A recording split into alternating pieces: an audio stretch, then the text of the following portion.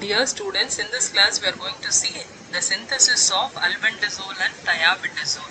So what is the starting material we have taken for the synthesis of albendazole? That is 3-mercaptophenyl acetamide. What is acetamide? CH3CONH2 is acetamide. In acetamide, one hydrogen is replaced by means of this phenyl and this mercapto group. That's why it is called 3-mercaptophenyl acetamide. So with this we have added propyl bromide. So it undergoes S alkylation. That is, the sulfur undergoes alkylation. Alkyl group is attached with the sulfur. How it is attached with the sulfur? Here in this, the bromine, and from here the hydrogen. These two would be united and removed as HBr. That's why with the sulfur, this propyl group would be added and we got this. Now we are going for nitration. On nitration, by using nitric acid and sulfuric acid, this position would be nitrated and we got NO2 group. Now we are going for hydrolysis by using NaOH. On hydrolysis, what happens? The bond between nitrogen and carbon would be broken. With the nitrogen, H should be added, and with the COOH should be added. So this acetic acid is removed as a byproduct, and here we got NH2. Then we are going for reduction. On reduction, here the NO2, no, that is reduced and we are getting NH2 group. Now we are adding methyl S-methyl thiourea carboxylate. So what is urea? We have known that NH2CONH2 is urea. Instead of oxygen, we have sulfur, means that is called as thiourea. So this parent, no, NH2CSH double bond NH. So that is thiourea. Here one H is replaced by means of this COOCH3, and here one H is replaced by means of methyl. That's why it is called methyl S-methyl. This is thiourea, COO is carboxylate.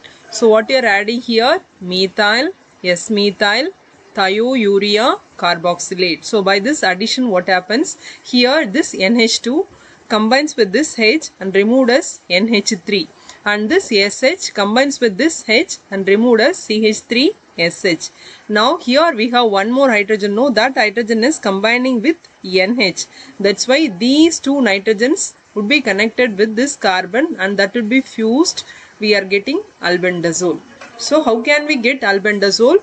We have taken 3-mercaptophenyl acetamide that undergoes S alkylation by using propyl bromide. So HBr is removed, propyl group is attached with the sulfur.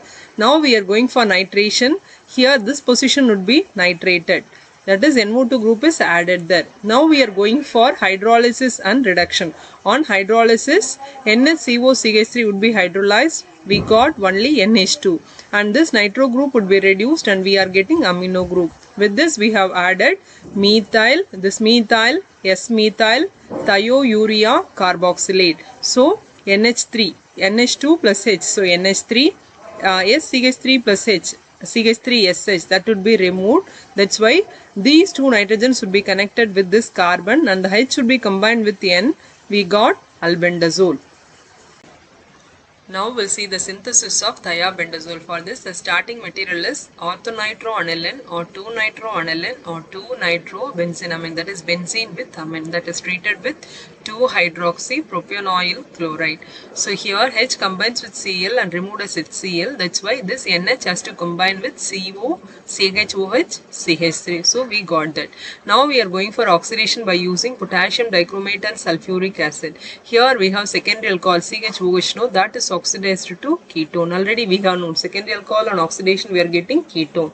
Now we are going for bromination by using bromine at 180 degrees centigrade. Here CH3 would be converted to CH2Br. Here one H is replaced by means of bromine and we got this. Now we are adding thioformamide. What is thioformamide? HCONH2 is formamide. Instead of oxygen we have sulfur, means that is called thioformamide.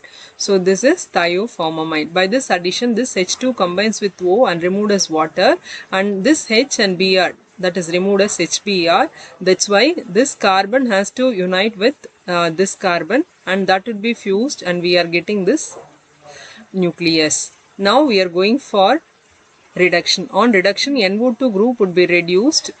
We are getting NH2 group, and that H2, no, that combines with oxygen removed as water and that will be cyclized and we are getting thiabendazole. So how can we get thiabendazole? 2-nitrobenzenamine reacts with this and we got this product by the removal of HCl. We are going for oxidation. Secondary alcohol would be oxidized to ketone and we are going for bromination by using bromine. CH3 would be converted to CH2Br. Then we are adding thioformamide. Water all removed, one molecule of water, one HBr would be removed and that should be cyclized and we are getting this one. Then there may be reduction. NO2 group would be reduced to NH2 and from that H2 with oxygen removed as water and that should be cyclized and we are getting thiabendazole.